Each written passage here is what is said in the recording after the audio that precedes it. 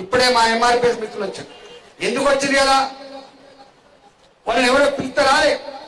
మొట్టమొదటిసారిగా 30 ఏళ్లుగా నా దళిత జాతిలో మా మాదిగ జాతి దాని ఉపకులాలు మేము పేదోళ్ళం. మాకు ఇచ్చిన అంబేద్కర్ ఇచ్చిన రిజర్వేషన్లు వేరే వాళ్ళు కొట్టుకోబోతున్నారు. మాకు ఏబిసిడీల వర్గీకరణ కావాలి. దళితులలో అతి పేద దళితులకి ఫలితాలు అందాలని చెప్పి మందకృష్ణ మాదిగ నాయకత్వంలో 30 ఏళ్ళుగా కొట్లాడుతున్నారు.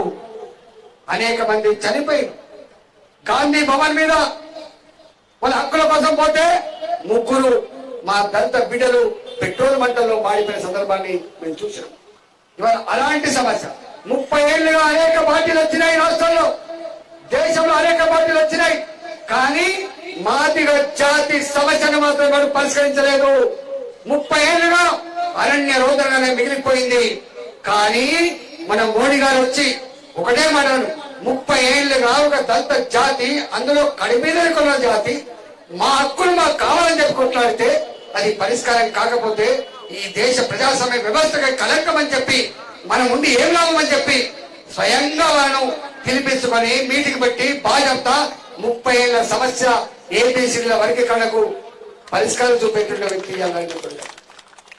అందుకే ఇవాళ తెలంగాణ వ్యాప్తంగా ఉన్నటువంటి దళిత జాతి, తెలంగాణ మొత్తంలో ఉన్నటువంటి మాదిగ జాతి, ఉపకుల జాతి ఎక్కడికి పోయినా కూడా ఒకటే అంటున్నారు, అన్నా మా 30 ఏళ్ల కళ సాకారం కాబోతున్నది.